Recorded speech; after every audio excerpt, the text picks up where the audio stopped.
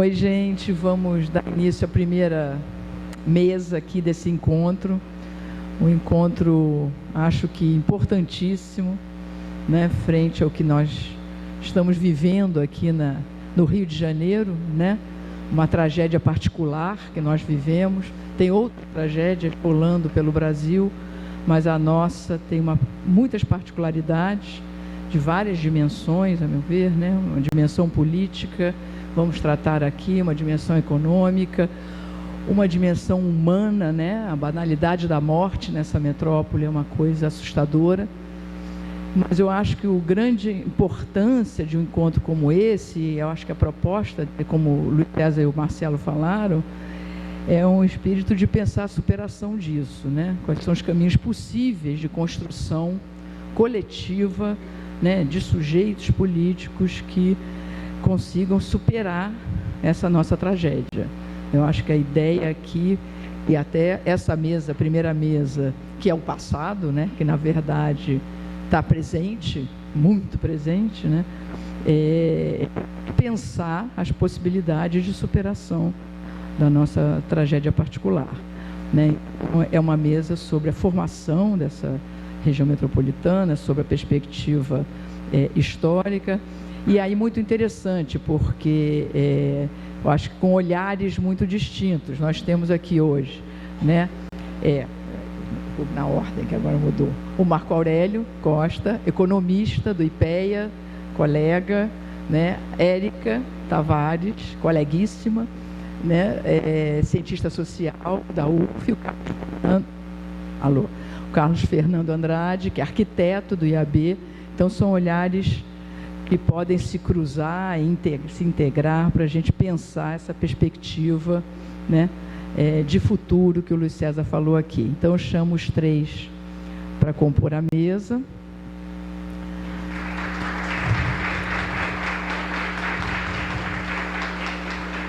A ordem aqui é a ordem que estava ali no folder mesmo, né? Marco Aurélio começando, Érica, Carlos Fernando depois. Aí cada um tem 20 minutos, tá? Aí depois a gente vai abrir uma meia horinha para a nossa conversa, para questões, comentários, para a gente começar a pensar juntos, né, algumas estratégias.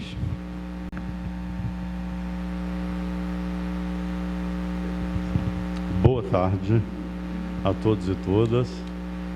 Eu queria agradecer o Observatório na figura do Luiz César pelo convite de estar aqui hoje. Basicamente um milagre me tirar da toca, por isso chove torrencialmente, inclusive. E agradecer o pessoal da logística que viabilizou a vinda. Eu moro no interior de Minas, então chegar na metrópole às vezes é difícil, a gente tem que pegar trem, carroça, né, mas foi possível.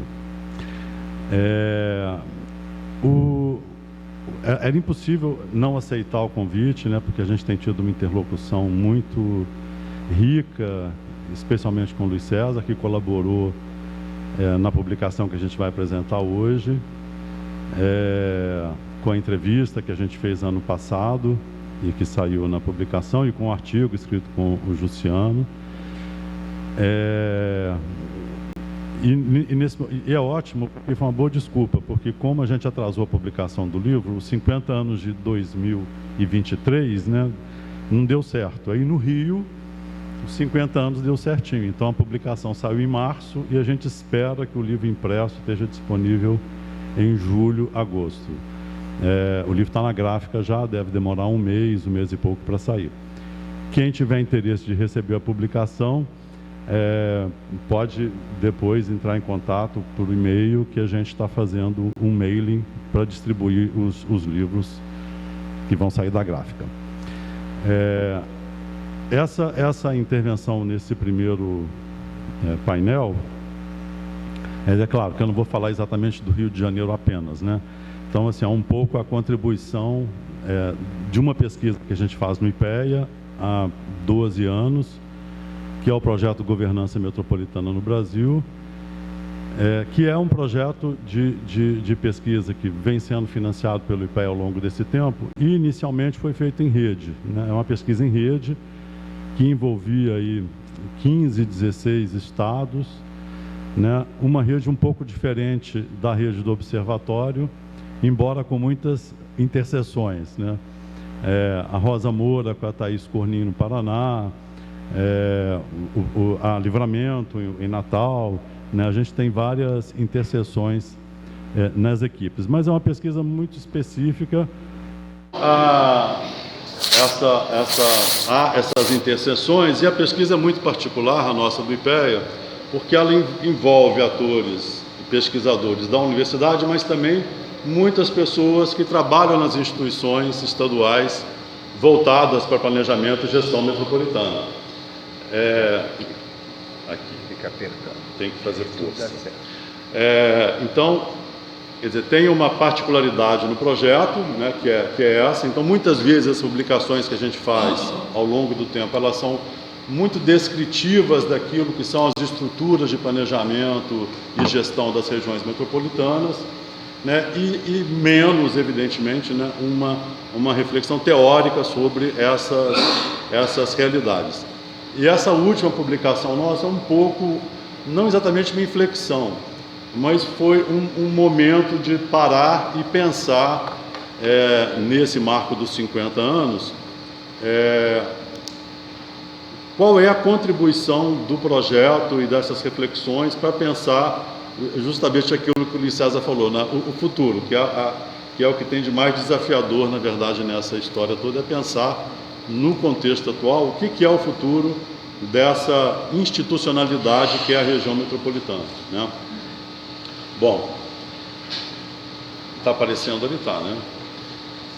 Esses olhos, só para dizer assim, a gente está celebrando, né, celebrando com muitas aspas, evidentemente, esses 50 anos, mas há um período anterior a eles, em que em diversas regiões metropolitanas brasileiras, iniciativas ocorreram, né, São Paulo, Belém, Porto Alegre, de pensar a questão metropolitana, quer dizer, o fato metropolitano estava colocado em vários lugares, mas a partir desse período aí entre 67, que é a Constituição Federal de 67, já no período militar, né, prevê, né, abre a possibilidade de instituição de regiões metropolitanas, e aí em 73, quando acontece a criação das primeiras, né?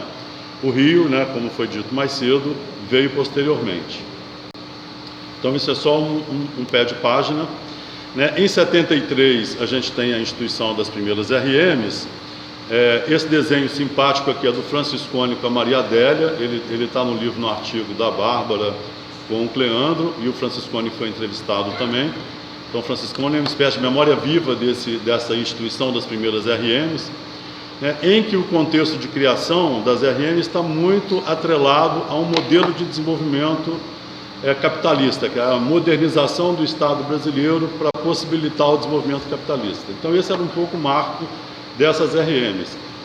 Olhava-se, claro, né, assim, o fato metropolitano estava colocado, existiam problemas urbanos crescentes, mas havia uma reflexão bastante regional, quer dizer, essas áreas metropolitanas elas estavam inseridas num pensamento de desenvolvimento regional e desenvolvimento nacional. Eles são hubs de desenvolvimento nacional. Vão receber investimentos de infraestrutura para poder qualificar esse espaço, para esse espaço alavancar o desenvolvimento nacional. Quer dizer, é uma estrutura, né, pesada, robusta, claro, autoritária, e cujo desenho, todo o desenho institucional de gestão veio de cima para baixo. Os estados tinham que reproduzir aquele modelo, né, de institucional que estava previsto na normativa federal, né? Bom, então é um pouco isso. Eu vou passar essa parte um pouco mais rápido, mas assim, é só para dar um contexto do que é o federal, né? Então, de 73, a gente tem uma periodização, que é um pouco o que o Gerum fez, e a gente faz uma pequena adaptação dela, mas a gente tem esses marcos temporais aí quando a gente olha para a questão metropolitana no Brasil, né, do ponto de vista institucional. Até 88, no período militar, eram as 9 RMs, que foram criadas nos anos 70. Entre a Constituição e o Estatuto da Cidade, a gente tem a criação de 10 novas regiões metropolitanas, Do Estatuto da Cidade em 2001 até 2015 são criadas 48. Então, é o que a gente chamou numa publicação nossa de 2010, 2011, quando a gente começou o projeto de metropolização institucional, e ela coincide com um período de fragilização da gestão metropolitana. Quer dizer, então é um paradoxo, né? A gente tem mais regiões metropolitanas justamente quando o modelo que tinha sido pensado nos anos 70 estava em franco declínio e várias instituições metropolitanas estaduais sendo extintas, né? Poucas sobreviveram aí a esse período em que houve, de certa forma, já um início de avanço neoliberal na gestão metropolitana, né? E do Estatuto da Metrópole, que é o comecinho de 2015 para cá, são 10 RMs apenas. Esse é o balanço que a gente faz no IPEA 3 vezes por ano, né, a cada quadrimestre. Então a gente faz isso em abril, agosto e dezembro, e a gente está tentando articular esse levantamento com o trabalho que o IBGE faz anualmente, para a gente publicar números o mais parecido possível, né? A gente teve uma reunião muito produtiva com o IBGE, inclusive, sobre isso. A partir de 2020, então, foram 8 RMs, incluindo a RM do entorno. A gente tem um desenho muito interessante da distribuição das RMs no Brasil, RMs, aglomerações e RIDs, né? E esse desenhozinho do lado aqui é o caso de Brasília, né? O Rio, com a fusão, permitiu a criação da RM do Rio de Janeiro, né? Demorou, né, a RM do Rio para ser criada porque a fusão fazia parte do desenho, né? A fusão da Guanabara com o estado do Rio fazia parte do desenho. Brasília, que é uma metrópole nacional reconhecida pela REGIC, né, é uma das metrópoles nacionais, não pode ter uma região metropolitana, né? Há impedimentos legais para isso e as tentativas que foram feitas foram um pouco frustradas. E aí criou-se uma região metropolitana do entorno do Distrito Federal, que não inclui o Distrito Federal. Então é um buraco, né? É uma região metropolitana que tem um buraco, e o buraco é a metrópole. Então enfim, é uma situação que foi criada e que a gente tem nesse desenhozinho aqui do lado. Fora as regiões metropolitanas, a gente tem, portanto, as RIDs, que não é o equivalente à região metropolitana, né? A gente tem a RID do Distrito Federal, que tem uma área bastante extensa, inclui, inclusive, 3 municípios de Minas, a RID de Petrolina e Juazeiro, e a RID de Teresina, que posteriormente criaram uma região metropolitana, pegando apenas a parte do Maranhão, né? Teresina fica de fora. Bom, dentro do projeto a gente faz esse acompanhamento de como que essas regiões metropolitanas que foram institucionalmente criadas, como que elas atendem ou não o Estatuto da Metrópole, né? O Estatuto da Metrópole, uma das coisas assim, positivas é essa ideia de uma gestão plena para qualificar aquele espaço para receber investimentos federais. Praticamente ninguém observa aquilo que o Estatuto da Metrópole colocou, né? Se a gente faz um levantamento, mesmo nos 14, tirando Brasília, nos 14 espaços metropolitanos da REGIC, menos da metade tem em processo a elaboração do PDUI. E pouquíssimas RMs têm um PDUI aprovado, né?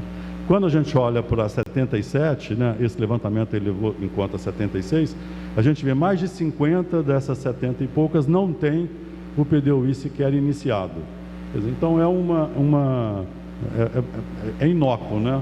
E não há, né, com as alterações que ocorreram em 2018, não há nenhum enforcement para prefeitos e governadores aprovarem o seu PDUI, porque os prazos foram dilatados, retirados e as sanções administrativas caíram, né? O que em parte eu até entendo, porque criou-se uma situação em que você poderia entrar com um pedido de crime de responsabilidade administrativa contra um prefeito ou um governador se houver uma disputa política que não é equacionada. Então, assim, de fato, o Estatuto trouxe esse problema e, politicamente, então, a solução que foi dada pelo Temer na época foi, de certa forma, mutilar o Estatuto da Metrópole. Bom, quais são os principais elementos que a gente reconheceu ao longo desse período, olhando para o conjunto das RMs brasileiras, né? a partir desse desenho em que os estados passam a criar suas RMs. Há uma dissociação do fenômeno socioespacial metropolitano para o fenômeno institucional, né? Assim, não há nenhum critério para a criação de região metropolitana. Inclusive, as funções públicas de interesse comum, às vezes, não fazem parte da legislação que cria a RM. Você cria a RM com os municípios A, B, C, D e E e não fala quais são as funções públicas de interesse comum. O que é que motiva aqueles municípios estarem juntos num arranjo institucional. Isso acontece em várias RMs. As estruturas de gestão, elas nem sempre estão desenhadas, nem sempre há uma estrutura onde eu tenho uma agência, onde eu tenho um conselho. A participação, ela também, embora no Estatuto da Metrópole esteja prevista a participação na gestão metropolitana, na prática, a gente vê que não tem esse desenho. Conselhos deliberativos são muito raros, né? E conselhos consultivos, no máximo, é o que você encontra, mas também não é obrigatório. A participação, portanto, é bastante limitada. Não há fundos metropolitanos. Os poucos que existem, via de regra, não tem fundo. Alguns poucos que existem são fundos setoriais ligados a transporte, que é uma função pública de interesse comum, digamos assim, bastante objetiva e concreta, que demanda equalização de tarifa, repartição de responsabilidade. Então, no limite, você tem alguns fundos voltados para a de transporte, mas para a questão metropolitana, de maneira geral, não tem. E, como você sabe, o próprio Estatuto da Metrópole, o fundo metropolitano que tinha sido proposto, foi vetado pela presidência. Então, ficamos sem esse fundo. E os consórcios, embora a gente tenha uma legislação bastante avançada e que, enfim, abre possibilidades, eles não substituem as regiões metropolitanas, né? Eu não posso substituir essa institucionalidade da região metropolitana por consórcio, porque tem questões metropolitanas que vão muito além de arranjos para gestão de serviços específicos, né? Como saneamento, água, tem questões que não passam por aí. Toda a questão de uso do solo, todos os conflitos de uso do solo se aderem muito dificilmente ao desenho do consórcio, né? Bom, então esse é o quadro, e nas publicações que a gente, né, desde 2013 foi a primeira, né, assim, 40 anos de regiões metropolitanas do Brasil, né? Como o tempo passa, né? A gente já está nos 50 e nada aconteceu, né? Claro, diversas experiências pontuais, né? Belo Horizonte com o PDUI, que foi bastante, de certa forma, exitoso, né? E o Roberto Montemor está sempre falando da experiência de Belo Horizonte.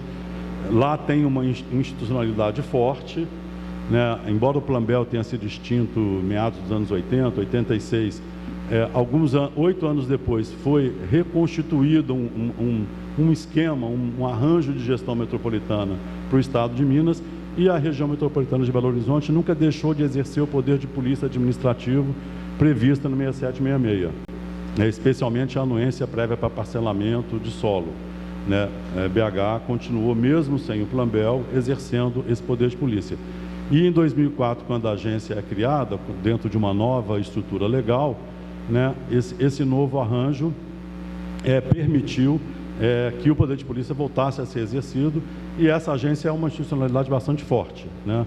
Mas a gente, por exemplo, Porto Alegre, a gente não vê mais isso, Porto Alegre não observa, embora esteja na lei e seja legal, né, poucas são as regiões metropolitanas que ainda observam aquilo que a 6766 apontava.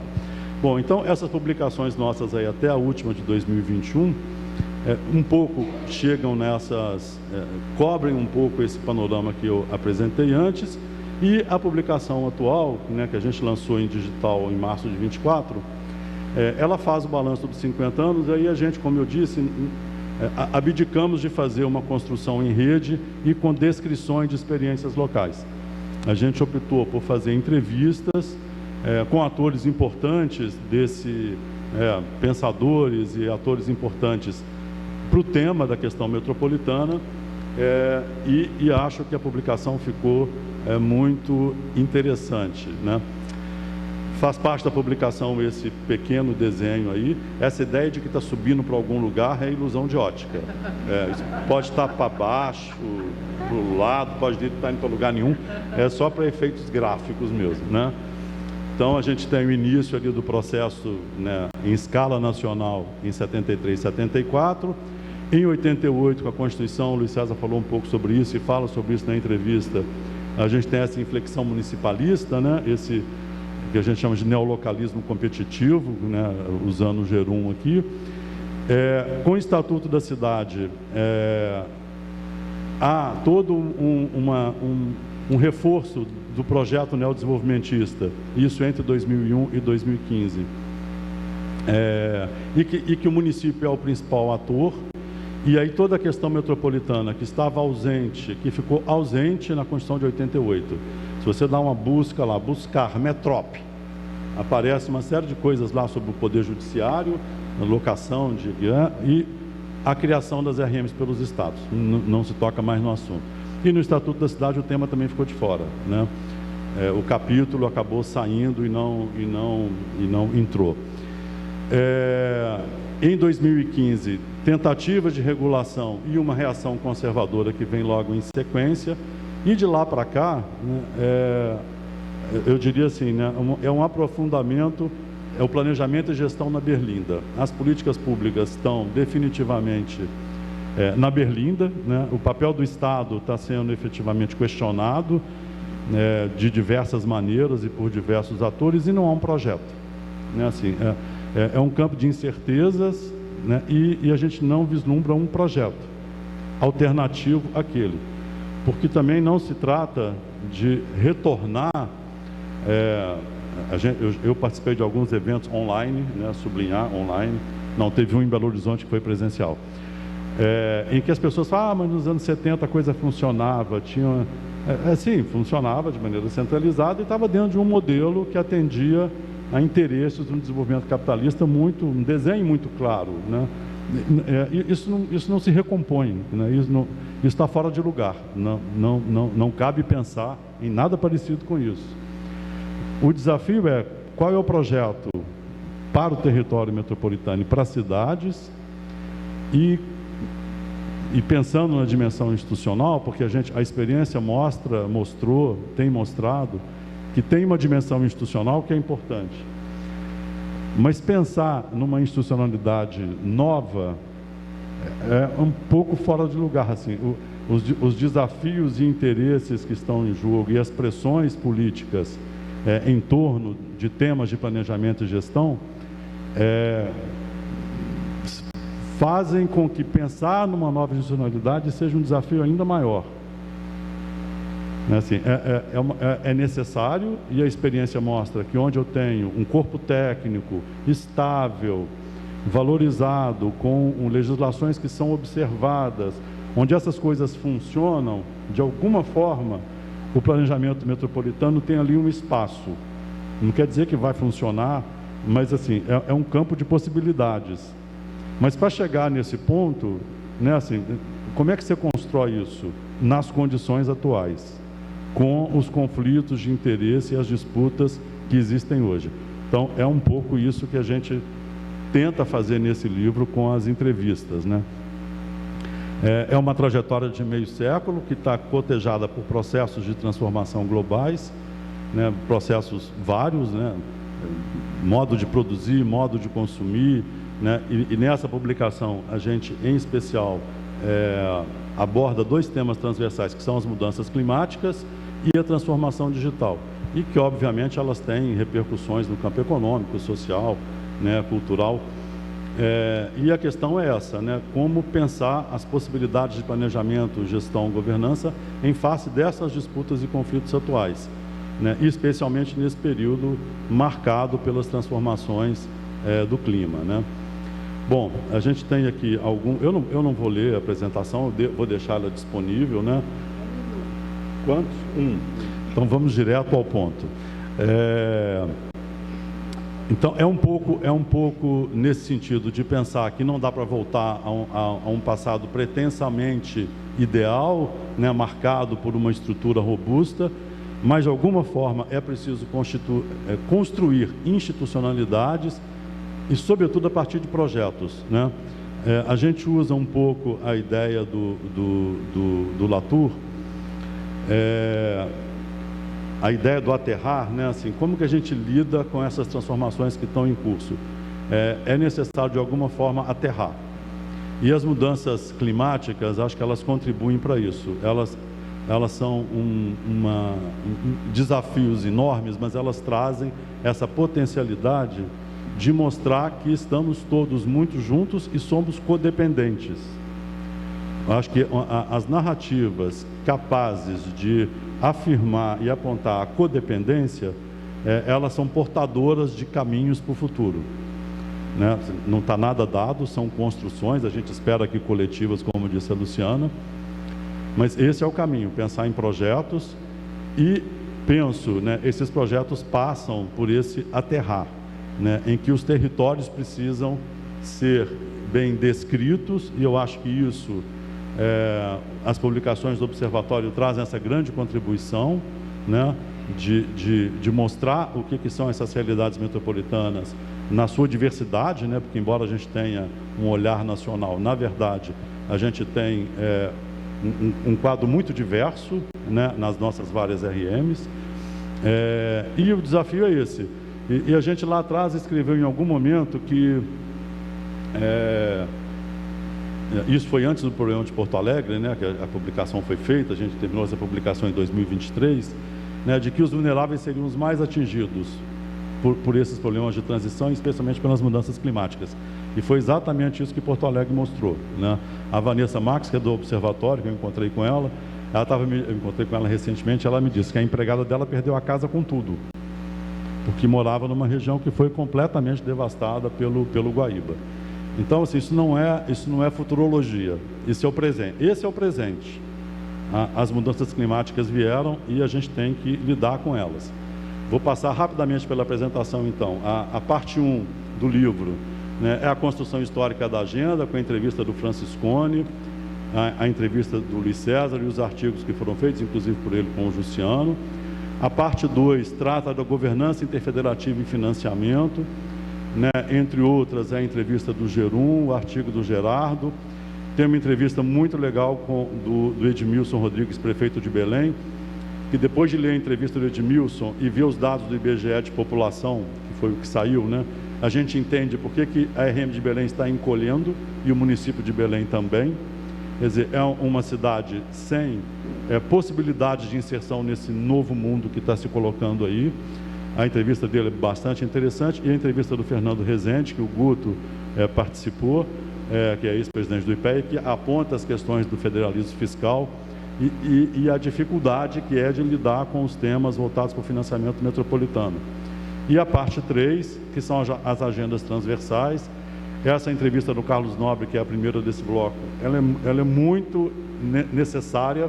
O Carlos Nobre não é do nosso campo exatamente, ele não é do planejamento urbano e regional, mas é uma pessoa que entende tudo do clima, e ele nos disse na entrevista muito claramente: a agenda agora é a agenda de adaptação às mudanças climáticas.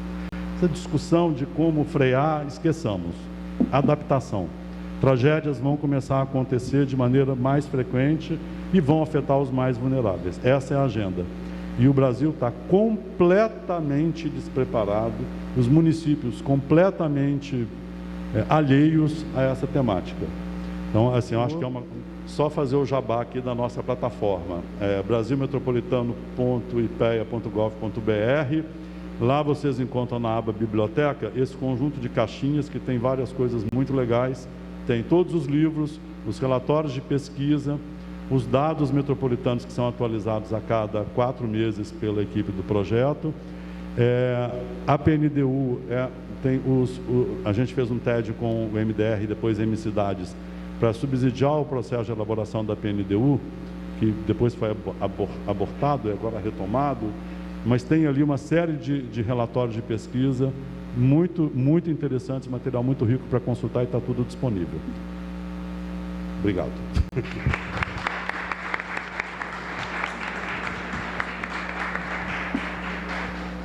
Muito bom, Marco Aurélio, já tem aí panos para manga. Vou passar para a Érica. Vamos usar. Eu vou para ele.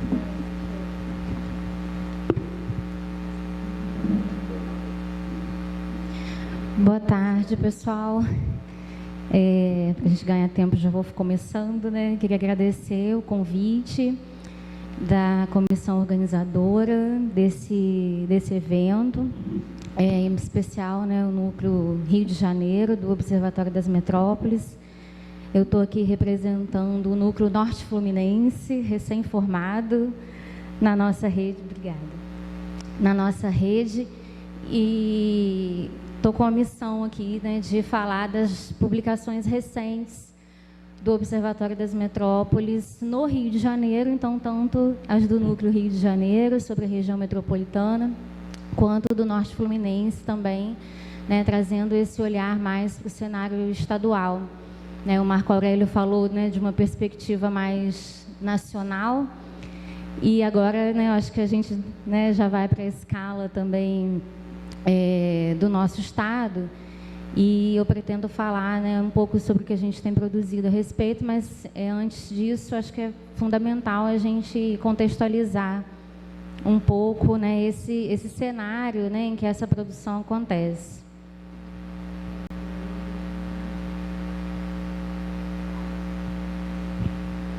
Eu vou seguindo, né, vou falando aqui.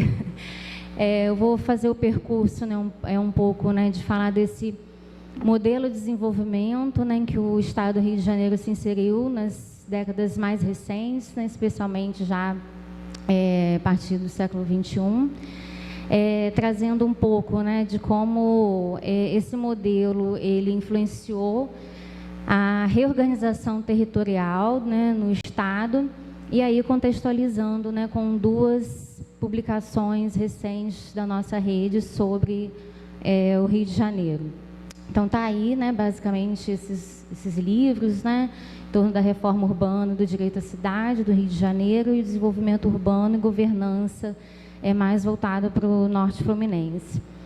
Acho que é muito importante, né, contextualizar que o Rio de Janeiro, né, nessa transição aí, né, do século XX para o século XXI, acompanha em grande medida as transformações em nível nacional do período, né, com políticas econômicas de caráter neoliberal, restauração produtiva, ampliação dos fluxos comerciais e financeiros, um aprofundamento da desindustrialização, bastante estudado por vários colegas, né, como Marcelo. E o cenário, né, do Rio de Janeiro é bem particular, né, diante desse contexto, né, o Rio se torna um alvo de grandes projetos de investimento, né, capitaneados especialmente nesse período pela expansão das atividades de exploração e produção de petróleo e gás, pelo alinhamento dos grupos políticos, né, à agenda neoliberal e ao empreendedorismo urbano, e junto a isso, né, os preparativos para os mega eventos internacionais. Todas essas dimensões, todos esses processos foram muito analisados, imagino por vários, né, que estão presentes aqui, pelos colegas do Observatório das Metrópoles também, e a gente identifica, né, que o Estado ele se torna um território bastante privilegiado desse modelo, né, de desenvolvimento extrativista, empreendedorista, não só o Estado do Rio, mas essa junção, né, da dinâmica que vai acontecendo tanto na metrópole quanto no interior do Estado, torna o Rio de Janeiro um cenário bastante particular desse modelo. E ainda num contexto, né, da gente ter uma grande primazia da capital, né, sobre o Estado, né, e da sua região metropolitana, né. O município, segundo os dados do censo de 2022, abrange 38,7% da população do Estado, e a região metropolitana em torno de 73% da população do Estado. É bom a gente, né, também especificar o que a gente está falando desse modelo, né? Eu sei que... Alô? Eu sei que, né, nós conhecemos muito bem, mas é importante a gente pontuar, porque eu acho que são pontos de partida fundamentais para os estudos que foram desenvolvidos, né? O Estado, e mais especificamente a região metropolitana, segue muito uma lógica nas suas políticas, nas ações, os projetos voltados ao empreendedorismo urbano, uma cidade preparada... Opa, está cortando, né, gente? Está indo?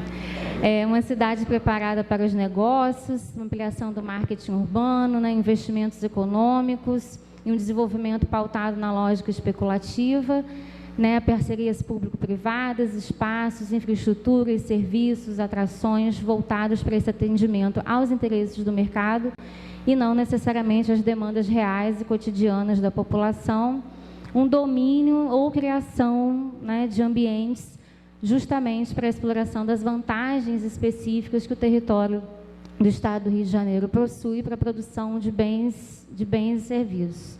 Por outro lado, já respondendo, né, ao próprio padrão de desenvolvimento, né, do país nesse período, uma lógica, né, do que a gente tem chamado, né, muito a partir dos estudos também no interior, do extrativismo ou do neoextrativismo, que a gente pode também fazer a leitura, né, para o Brasil como um todo, nesse período do experimento desenvolvimentista, voltado, né, para a exploração de diversos recursos ligados justamente a esse modelo como o capitalismo se desenvolve na América Latina, né? Então, a reprimarização da economia, como a gente sabe, né, num período de boom das commodities. No caso do Rio de Janeiro, né, vários autores, né, principalmente economistas, vão apontar que essa pauta de reprimarização, justamente pela exploração de petróleo, ela é mais intensa, né, do que no resto do país. E aliado a isso também, né, e a lógica anterior da empreendedorista, né, grandes empreendimentos, obras de infraestrutura e logística de capital intensivo e poucos temporários ou seletivos empregos que não atendem, né, a atração populacional gerada nos territórios que são alvo desses investimentos. O Estado, o poder público, atuando como um facilitador do processo, em meio a inúmeros ajustes regulatórios, que também foram analisados, né, em diferentes políticas setoriais, né, por vários colegas da rede, novas fontes de legitimação social e política, né, produção que visam, né, a produção de consensos, baseada na promessas de desenvolvimento, expansão de oportunidades, e as contrapartidas de recursos financeiros, como eu vou falar um pouquinho depois, né, o caso dos royalties, do petróleo, né, das participações especiais, que atuam também como esse mecanismo, né, produtor de consensos. E uma distorção da noção de sustentabilidade e dos efeitos ambientais que ocorreram decorrentes também desse modelo, tanto nas cidades quanto no campo, se a gente for ampliar o nosso olhar para o interior do Estado. Então, esse modelo, né, de um desenvolvimento, né, via uma economia extrativista, indústria petrolífera e o empreendedorismo urbano, ele promove, né, uma certa reorganização territorial, né, no Estado do Rio, que a gente pode, né, trazer várias leituras, né, uma expansão metropolitana, uma interiorização, mas é uma metropolização. Então, existem várias leituras que tentam captar esse processo, né, de uma reorganização territorial. Boa parte dessa mudança, ela acontece pela instalação, né, de um grande complexo petrolífero no interior, né, como Macaé, na Bacia de Campos, que é onde a gente está lá também desenvolvendo boa parte dos estudos. E a gente consegue observar, né, identificar alguns indicativos de uma diversificação territorial, de uma interiorização das atividades produtivas pelo território estadual, uma certa inflexão positiva, porém, muitas contradições, né, desse modelo de desenvolvimento que são amplamente tratadas, né, pelos nossos trabalhos também. Além disso, embora haja uma certa dispersão, né, dessas atividades, a relação da metrópole, a relação com a região metropolitana como centro de comando, ela é muito evidente, né, através de muitos indicadores, né, muitos estudos que nós pudemos fazer, tanto aqui na região metropolitana, como também no interior, né. Alguns desses indícios, né, a sede das grandes empresas permanecem na capital, que também agrega, né, a gestão dos serviços mais especializados, os deslocamentos de trabalhadores qualificados, né, entre a região metropolitana e o interior do Estado. Essa é mais a minha área, né, onde eu trabalho mais com a questão dos movimentos populacionais. Isso fica muito evidente pela intensificação das migrações, tanto das migrações quanto dos movimentos pendulares, né, entre a metrópole e o interior. E todas essas mudanças, em que pesem as suas contradições, que eu falarei em seguida, né, elas nos permitem identificar que as regiões mais dinâmicas, né, do Estado, né, que vindo, né, da região norte fluminense, região metropolitana e também o eixo sul, que eu não vou me deter muito aqui, né, em função do tempo, passam, né, a experimentar, a vivenciar esse processo de metropolização, né? Então, tem vários estudos nesse sentido, como os estudos, né, da Sandra Lencioni, né, com a mega região Rio e São Paulo, que conseguem captar, né, esse processo de integração, né, territorial com outras regiões do país, inclusive, principalmente São Paulo. Por outro lado, em que, apesar dessa integração, né, que a gente consegue verificar com uma série de indicadores, também são muitas contradições nesse cenário, né? Do lado da economia e da estrutura produtiva, o volume financeiro mobilizado, né, pela produção de petróleo no Estado foi muito significativo, né, como a gente sabe. O Estado do Rio, né, no período de auge, chegou a corresponder a mais de 80% da produção nacional de petróleo, né? Porém, os impactos foram aquém do esperado sobre o mercado de trabalho e sobre a cadeia produtiva estadual. Estão fazendo surgir vários questionamentos sobre esse movimento, né, de interiorização das atividades econômicas, porque ele acontece em meio, né, ele aconteceu em meio a uma ausência, né, de uma dispersão regional da indústria de transformação, do setor de serviços, e também uma ausência, né, de uma articulação intersetorial. E aí a gente tem vários indicativos, né, do que o Bruno Sobral, né, também chamou de uma estrutura oca, né, nesse estado, né, sem encadeamentos produtivos e ainda numa trajetória muito problemática de arrecadação ocultada pelas rendas petrolíferas, né, pelo Estado e pelos municípios considerados produtores de petróleo. Do lado da governança do território, né, das políticas urbanas, a gente também identifica, né, muitas contradições das políticas urbanas em nível nacional, né, como as do PAC, Minha Casa Minha Vida, né, que foram muito estudadas e aparecem ao longo dessas publicações também. Essas contradições também se manifestam, né, nas políticas dos governos municipais, e isso fica muito evidente também, né, nas nossas pesquisas no interior do Estado, muito relacionado a esse ponto seguinte, que é o da altíssima dependência dos royalties do petróleo, das participações especiais, associada a uma péssima aplicação desses recursos, né? Com impactos sociais, né, ambientais significativos e um acirramento das desigualdades sociais nesses territórios alvos, né, desses grandes projetos de investimento. Então, como nós sabemos, né, agora eu já vou falar mais detidamente das obras, mas acho que era importante a gente dizer onde que essa produção se situa, né, para a gente reconhecer a sua contribuição. A gente sabe que esse modelo, né, extrativista, empreendedorista do Estado, ele não se sustentou, né, nesse período. Claro, né, diante do cenário, né, de crise do setor de petróleo em 2014, os escândalos envolvendo a Petrobras, a produção de petróleo mais voltada para a área do pré-sal, né, o golpe de 2016, tomada de poder por forças conservadoras, a redução considerável das receitas advindas dessas rendas petrolíferas, né, uma crise fiscal, a gente vê que esse projeto extrativista, empreendedorista de acumulação presente no desenvolvimento urbano regional do Estado, ele dá, né, sérios sinais, né, de não garantir pelo menos o crescimento econômico que garantiu durante um tempo. E a esse projeto fica mais claro ainda a sua oposição com um projeto, né, que vai em outra linha, que é a que nós defendemos, que é um projeto de reforma urbana, de direito à cidade, que visa territórios mais democráticos, mais justos e mais sustentáveis.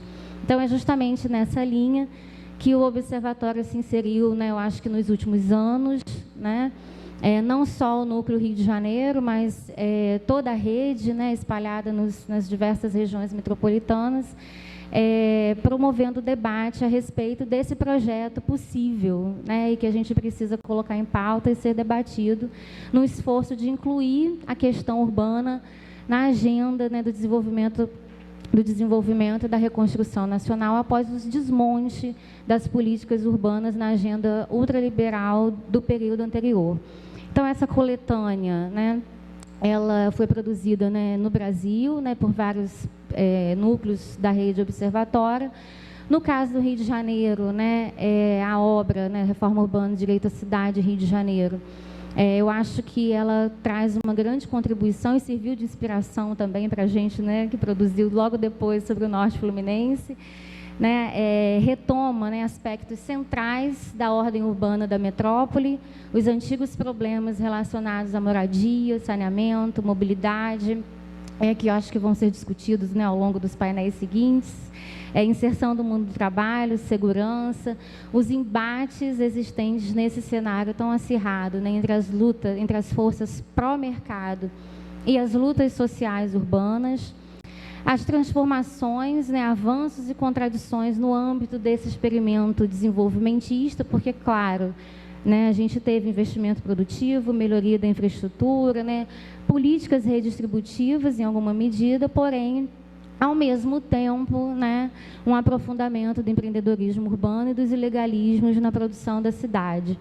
É uma governança urbana, né, que reflete um acirramento também no debate político, na arena pública, com essa inflexão ultraliberal, e administrações, né, já bastante alinhadas, né, a pautas bastante conservadoras. O livro traz também, né, uma problematização dessa histórica coalizão de poder na região metropolitana do Rio e as suas mutações recentes. Um projeto local de empreendedorismo, né, urbano, como nós falamos, que também se associa a essa economia extrativista, né, muito evidente, por exemplo, né, pelos grandes projetos metropolitanos, como Comperj, a expansão do Porto de Itaguaí, o Arco Metropolitano, a relação dessas infraestruturas com a infraestrutura necessária para a cadeia do petróleo e gás, além dos planos estratégicos, né, e a realização dos mega-eventos.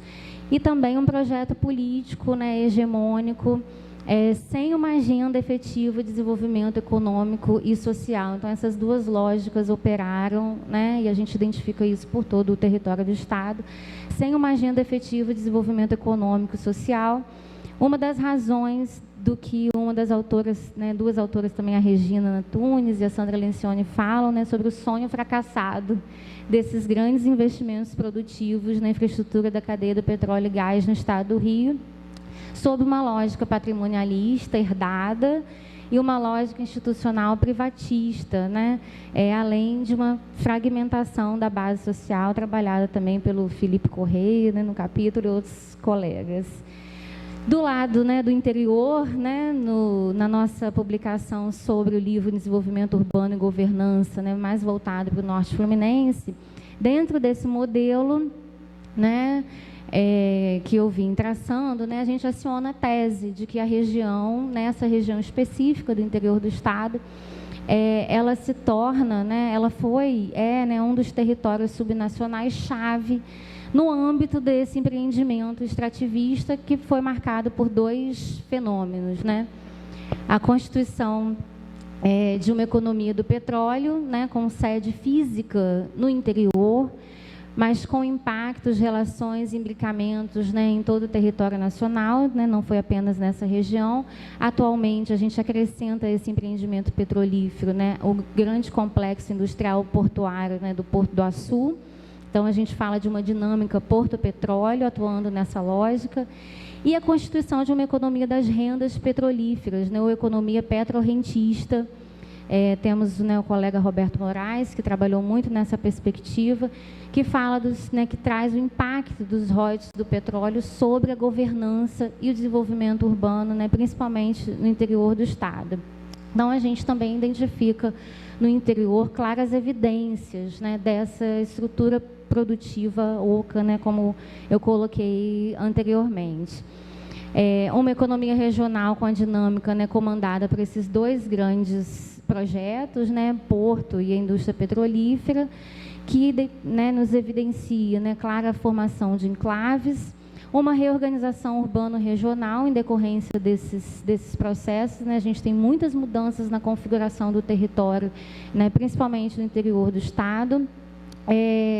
Uma implantação e reforço, né, das instalações de infraestrutura necessária à operação, né, cotidiana desses projetos, e também uma circulação, né, de massa salarial, de rendas significativas, que por um lado, né, faz aumentar, né, vários indicadores desses territórios, mas também oculta de forma muito clara para a gente que está estudando o assunto as desigualdades sociais geradas.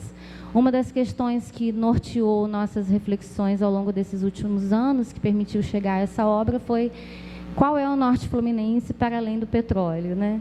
E eu acho que a gente pode estender essa pergunta, né, para o estado do Rio, para a região metropolitana, né, qual é o estado do Rio para além desse projeto, né, extrativista e empreendedorista.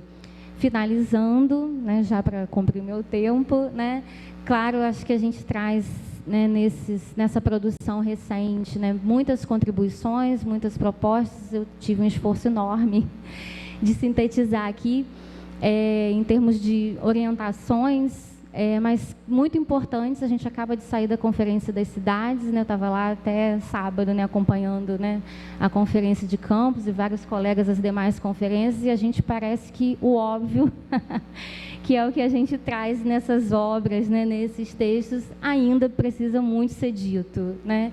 Então, algumas coisas óbvias que a gente sabe dentro do nosso campo, dos nossos estudos, mas que a gente ainda precisa dialogar muito, né, em outras instâncias, né?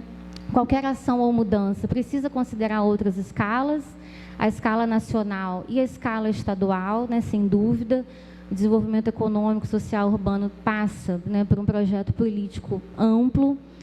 Desmercantilização das políticas urbanas, isso é claro, fundamental, né? Políticas sociais com foco na reprodução social e no bem-estar urbano, né? Não dá para a gente ficar na lógica do lucro e, ao mesmo tempo, ficar na lógica, né, da reprodução social e do bem-estar. A necessária participação da população nos processos decisórios, né, o que também a gente tem muita clareza, mas ainda está muito longe, né, de garantir a efetiva participação, né? O exemplo, né, das conferências, eu acho que mostra muito ainda esse desafio. Os desafios regionais precisam de cooperação intermunicipal, parcerias para a condução das políticas públicas territoriais. A gente precisa disso da metrópole, como já foi, né, explorado aqui pelo Marco Aurélio. Precisamos disso no interior também. Enfrentar a dimensão ambiental, visando o equilíbrio do ecossistema e a redução dos riscos. Ressignificar, né, especialmente no caso dos municípios que ainda recebem as receitas petrolíferas, esse recebimento e aplicação desses recursos, planejamento, fiscalização, né, a constituição dos fundos para gerar subsídio, né, para o desenvolvimento de longo prazo, embora tenha reduzido bastante a recepção desses recursos, né, ainda é muito vultosa em vários municípios, né, do estado do Rio. A discussão sobre a diversificação produtiva, considerando também uma economia mais inclusiva, né? No caso do interior, a gente tem muita clareza disso, os pequenos produtores, agricultura urbana, agricultura familiar, os pequenos comerciantes. Um projeto político sensível à reparação das imensas desigualdades geradas, né? Foram muito, ao longo desse percurso, né, desse modelo, foram muitas remoções, foram muitas desapropriações, foram muitas perdas por parte de pequenos agricultores, produtores, pescadores, né? E a gente sabe que a gente ainda precisa reparar muitas das desigualdades geradas. E também uma discussão que a gente tem levantado, né, a respeito de como aproveitar, apesar dos inúmeros problemas, o legado gerado por esses grandes projetos, né? Redes de comércio, serviços, equipamentos, né, infraestrutura de logística e a própria expansão quantitativa e qualitativa da infraestrutura de ciência, tecnologia, educação, com a expansão que nós experimentamos, né, inclusive para o interior do estado, de instituições de ensino superior, né, uma massa crítica também que foi potencializada, né, nesses territórios, né, vinculados também ao esforço de estudar as grandes mudanças que estavam em curso. Então, a gente tem um legado também aí que a gente precisa problematizar e tentar, né, ver a possibilidade de aproveitar. É isso, gente. Obrigada.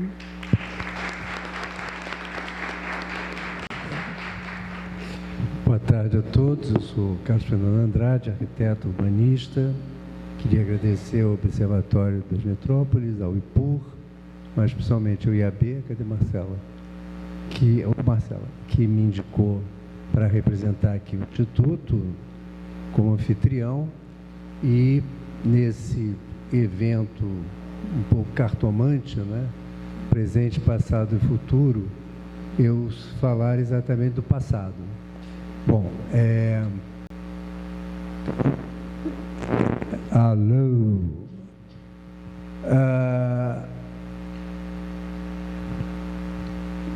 E esse convite não veio porque eu sou bacana. Quer dizer, ano passado, até sou bacana também, mas no ano passado eu comentei com a nossa presidente, Marcela, você sabe o que vai acontecer ano que vem? Ela disse, não. Eu falei, 50 anos da fusão. Até não dei muito negócio de metropolitana, não, mas falei de 50 anos da fusão, onde tudo aconteceu há 50 anos atrás. Faz-se um estado novo, faz-se uma cidade nova, faz toda uma estrutura nova de governança, como se fala hoje em dia, e eu acho que a gente podia tratar disso, sob a ótica da arquitetura e urbanismo, porque era tudo novo, né? E por que era tudo novo? Quer dizer, o Brasil já estava pronto, quer dizer, as outras regiões metropolitanas já existiam, e seus estados também, e suas estruturas de governo também. Aqui não. Há 50 anos, tudo era uma novidade. Quando vem a região metropolitana, vem junto um estado novo, uma prefeitura nova e todo um tipo de governo novo. Por quê? Porque aqui na Guanabara nós tínhamos governadores eleitos. Então, o que vem de novo, quer dizer, vem uma presença, óbvio que já existia porque era ditadura, mas a presença institucional do governo federal de uma forma muito forte. O governador passou a ser indicado, era o Almirante Faria Lima, o prefeito, quer dizer, se tínhamos um governador da Guanabara, passamos a ter um prefeito indicado, não é? E que não era uma novidade no estado, porque Volta Redonda era indicado, Angra dos Reis já era indicado, e Petrópolis não, mas aquele lá de cima, como é que chama? Ô, meu pai, que tem Raposo, Águas Minerais, Pádua. Pádua também era indicado porque tinha água mineral, então eram indicados e tal. Duque de Caxias, né? Aqui na região metropolitana. Então, tudo isso favorecia as novidades do ponto de vista de governo. Então, ao mesmo tempo que se organizou a Fundrem, certamente, quer dizer, a região metropolitana era uma novidade, mas não era a única novidade, né? A FEEMA era uma novidade, porque se organizava a ideia de uma política ambiental.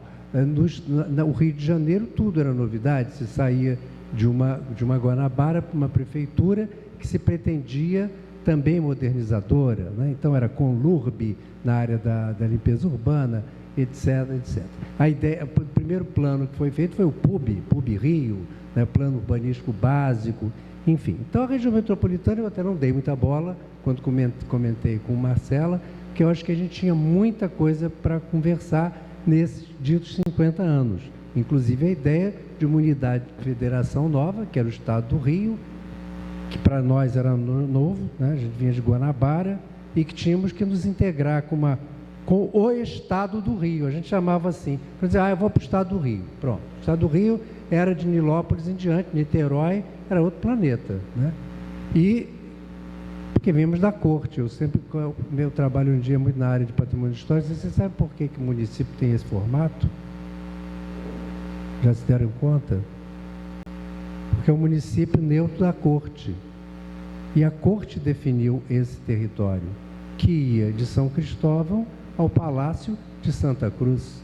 Então, é a Estrada Real de Santa Cruz que nos dá esse formato longilíneo, e não aquele que a cidade estava crescendo para Nilópolis, por exemplo, que é um município formado a partir do loteamento feito em 1914. Né? Bom, isso tudo para a gente falar o quê? Governo militar, e é esse governo militar de um país que não existe mais. Quer dizer, se estávamos organizando uma nova estrutura de governança, ela era toda baseada em uma forte presença do Estado. Então, o trem da rede ferroviária, a Light tinha acabado de ser estatizada, então a luz era estatal, a água vinha da SEDAI, que era uma novidade, porque ali é a fusão de duas companhias de água, mas o Guandu não era uma novidade, ele já vinha desde os tempos da Guanabara, com a captação de água no Rio Paraíba do Sul, que era fora da Guanabara, né? Mas, enfim, a SEDAI era estatal, enfim, todos os serviços públicos eram estatais. Então, havia também uma lógica de que esses serviços comuns das regiões metropolitanas seria fácil de resolver, exceto o transporte, porque os ônibus continuavam sendo dos empresários de ônibus, que era um grande problema, etc. E é até hoje, né? Ontem eu tentei pegar um ônibus em Copacabana e não passou ônibus. É incrível, não passou ônibus. Domingo à noite, estava chovendo, não queremos mais, não gostamos, não tem demanda. Tem ônibus. Acabou. Bom, enfim. E aí, a região metropolitana, baseada nessas várias questões, governo militar, forte estatização, forte presença do Estado nos serviços públicos, um Estado que, naquele tempo a gente falava 80%, a região metropolitana era 80% de tudo, não interessa que tudo era isso, população, não sei o quê, blá, blá, blá, tudo era 80%, então é óbvio que isso enfraquecia o Estado enormemente, que 20% era o resto, né? E se a gente fosse de fato cristalizar, formalizar uma região metropolitana, ela era 80%, era um rei, né? Era o imperador Fluminense, era ungido da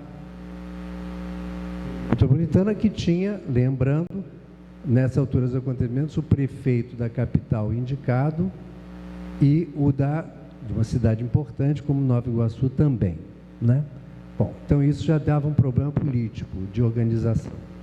Mas fora isso, as regiões metropolitanas foram inventadas pelo governo federal, nós tardiamente, mas as outras 8 já existiam, e de uma maneira bastante heterogênea. Belém, por exemplo, que foi citado aqui, era formado por 2 municípios. Belém, eu nunca pude me esquecer, Ananindeua. Era o outro município da região metropolitana de Belém. Enquanto isso, São Paulo já era aquele colosso que só foi ficando colosso cada vez mais, etc. E tal. O Rio de Janeiro, para azar nosso, sempre ficou sendo a segunda. A segunda, não sei o que, a segunda. E eu sempre passei a dizer, olha, gente, não é que seja a segunda, ela é a ex-primeira. O que é completamente diferente, é uma outra qualidade. Vocês não estão entendendo, a gente não é a segunda, a gente é a ex-primeira.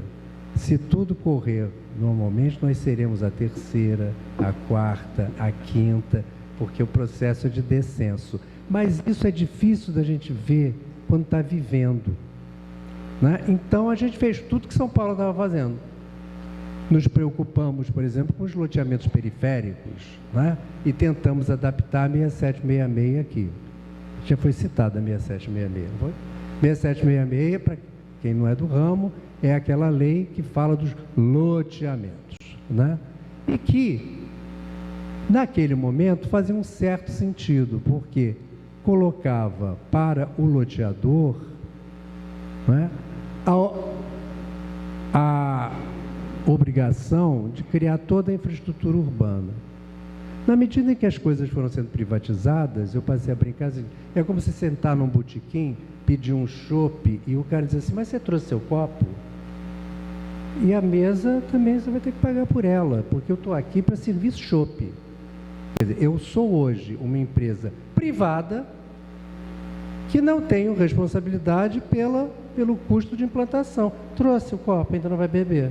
Ou então pague por ele, porque a implantação da infraestrutura continuou sendo, por conta desses sucessivos diferenciais históricos, não é, superados. A 6803 é também uma lei federal, as duas são federais, né? 6766 e 6803. Pela numeração, vocês veem que são próximas. A 6803 é a que fala do zoneamento industrial metropolitano. Então, São Paulo foi a primeira a fazer, era a grande metrópole industrial, o Rio de Janeiro era a segunda. Hoje deve ser a porque as fábricas aqui foram virando favela. Hoje, inclusive, temos favelas com o nome das fábricas que foram favelizadas, né?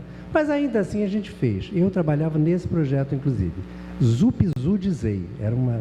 Era uma santíssima trindade, assim, né? Era ZUP, quer dizer, zona de uso predominante, ZEI, zona de uso exclusivamente industrial, e ZUD, zona de uso diversificado. Ou seja, tudo aquilo que não era especificamente industrial e que era 90% da malha urbana. É a costureira, a panificadora, o não sei o que e tal, isso cabia na ZUD.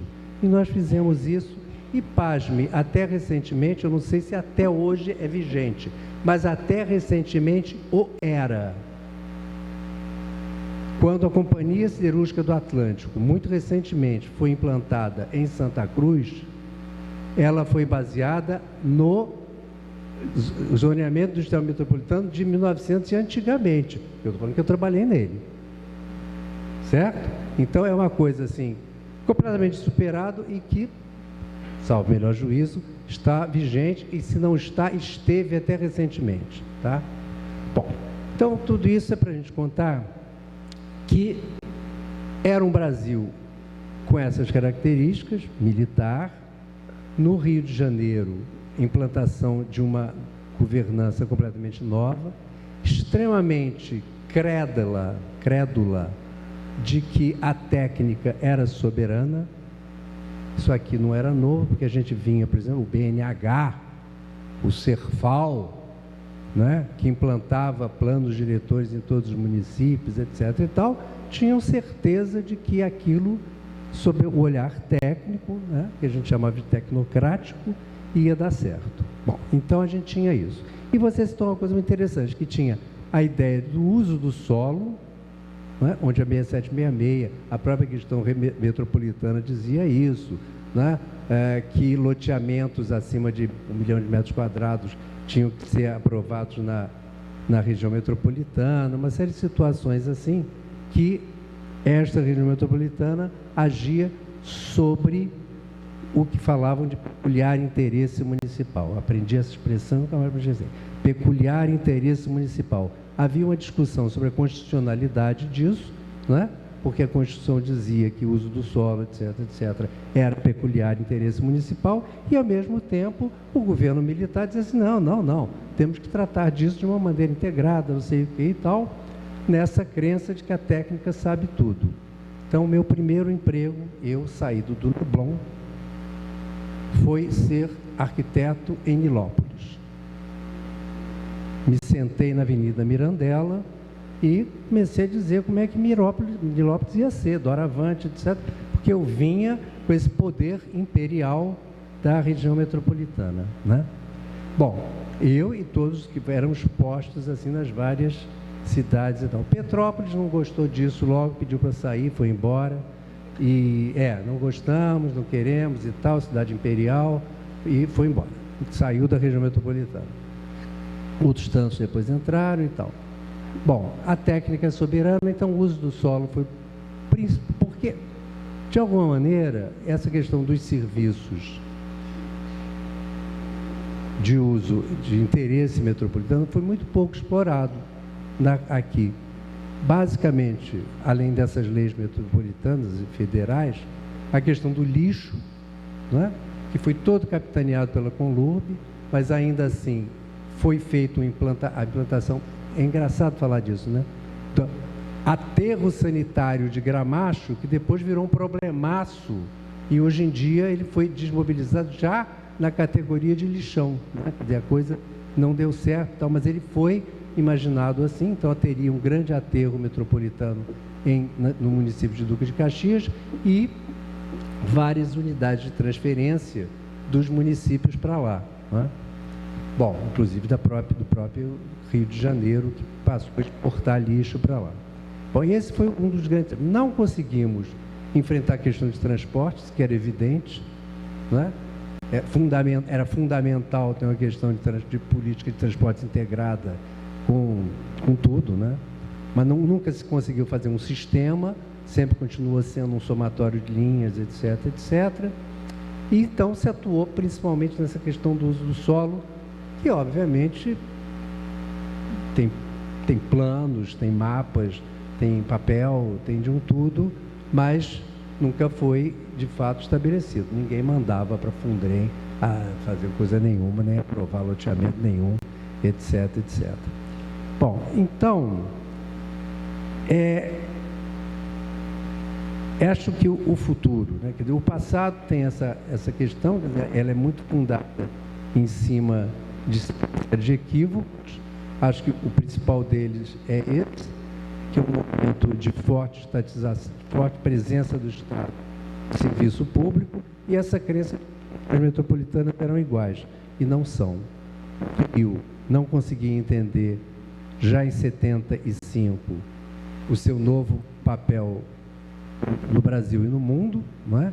Quer dizer, continuava se entendendo que aqui não era mais, e que aí, já em 90 e poucos, eu fiz a minha dissertação de mestrado, está aqui a minha orientadora, morrendo de vergonha, coitada, na segunda fila, que eu já dizia um pouco essas coisas assim, porque já dizia, mas a minha tese, vamos dizer assim, minha dissertação falava parâmetros urbanísticos em loteamentos clandestinos, irregulares e clandestinos, na zona oeste do Rio de Janeiro. Eu estudei uma boa parte dos loteamentos para dizer como é que eles se comportavam do ponto de vista dos parâmetros urbanísticos. E a conclusão era essa. Estamos falando de uma lei que não faz mais ou menos sentido, né? E depois, quando eu fiz a de doutorado, por mais forte razão, já bem mais recentemente, eu dizia, chama-se urbanismo em tempos de retração. O Rio também não entendeu que estava já desde 1960. Por que 1960? Porque em 1960 São Paulo passa a ser a maior cidade do Brasil. E o Rio entra com essa, somos a segunda. Não somos a segunda, somos a ex-primeira. Ex-primeira, né? E já na de mestrado dizia assim, o Rio não cresce, o Rio se muda. E naquele momento se mudava para a região, para a Zona Oeste. 70% do crescimento se dava na Zona Oeste. Não é? E já tinha evasão de população. Enfim, agora deu, inclusive, que o decréscimo foi em absoluto, né, nesse censo de 22. Enfim, então, podemos discutir o futuro também, mas aí é sob uma nova ótica, né? Temos que limpar boa parte dessas ideias, e não temos governo militar, graças a Deus, mas também não temos uma série de crenças que tínhamos antes, que a técnica é prevalente, né, de que os serviços públicos são públicos. Não são. É um chope como outro qualquer. Hoje virou isso. Você vai pedir água, sei lá como é que chama, não é diferente de você pedir o chope no botequim. Agora, o que não pode é continuar achando que o cano d'água, eu não sei o que lá, tem que ser, não pode estar no custo, porque a tarifa, naquele tempo, era tarifa pelo custo. A gente calculava tarifas pelo custo, e o custo previa o custo de implantação, é óbvio. Não existe água sem cano, não existe cano sem manancial. Então, você tem uma lógica que vai chegar no custo do sujeito. Quem vai pagar? Se vai ter subsídio, se não vai ter subsídio, se é por ser humano, se é por litro d'água, isso é outro papo. Mas o custo da água é o custo da água. E é claro que tem o custo da implantação. E não tem por que você chegar para um cara e dizer, quer água? Então coloque o cano. Porque no chope a gente não pede que o cara traga serpentina. Bom, então o passado é esse. Olha só, vou até terminar, tá vendo como eu sou bom? E eu não trouxe nada escrito, então a gente tem que ficar falando um pouco assim. Eu acho que eu já falei tudo que eu queria, eu acho que é isso. Eu fui funcionário dessa Fundrem, tinha cabelos longos e não tinha barba. Quando ela acabou, todo mundo disse, que bom que acabou, porque não fazia mais o menor sentido. E ela cumpriu esse papel estabelecido nas leis federais, fez lá, aplicou a 6766, editou o plano industrial 6803, e mal ou bem está aí, né, servindo e tal, ou servindo mal, servindo bem, não sei o quê, mas está aí, certamente ruim com ele, pior sem ele, e não conseguiu fazer as coisas essenciais, que a meu ver, naquele momento, era transportes e entender esse momento da economia do Rio de Janeiro, né? O plano diretor metropolitano, que já é dos anos final, já é 80 e alguma coisa, ele até ensaia com um economista, que eu não me lembro mais quem é, mas ele diz isso, que a economia do Rio de Janeiro já não era dinâmica, usa esse termo, né? E já não era mesmo, mas a gente não acreditava nisso não, e ainda não tinha descoberto petróleo. Bom, quando descobriu o petróleo, então, estava tudo resolvido, porque nós íamos virar a Arábia Saudita. Eu me lembro dessa frase, né? Nós vamos virar a Arábia Saudita. De uma certa maneira virou. Tem os sheiks, né? E está tudo certo. Não é bom nem isso. Então, obrigado. Obrigado, Marcela, mais uma vez. E vamos discutir agora essa coisa toda da fusão, que eu acho que é importante a gente perceber essas mudanças fundamentais na governabilidade desse Estado, e inclusive na formação do Estado, que é um Estado tão esquisito que a gente não consegue nem regionalizar direito. Quando essa regionalização foi dessa época, a regionalização, isso era moderno também. Aí criaram a região norte. Aí uns municípiozinhos que ficam a noroeste de Campos ensaiaram ir embora. Bom, aí criou-se uma região para esses municípiozinhos a noroeste de Campos. Eles, olhando o estado, eles estão a nordeste. Como é que chama a região? Noroeste. Noroeste. Por quê? Porque está noroeste de Campos, né? Então nós somos o sul fluminense fica a oeste.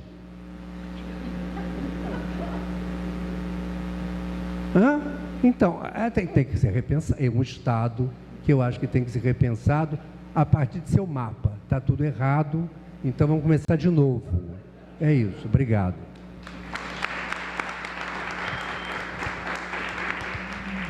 Super obrigada aos três. Carlos Fernando fecha com, né, uma grande ideia.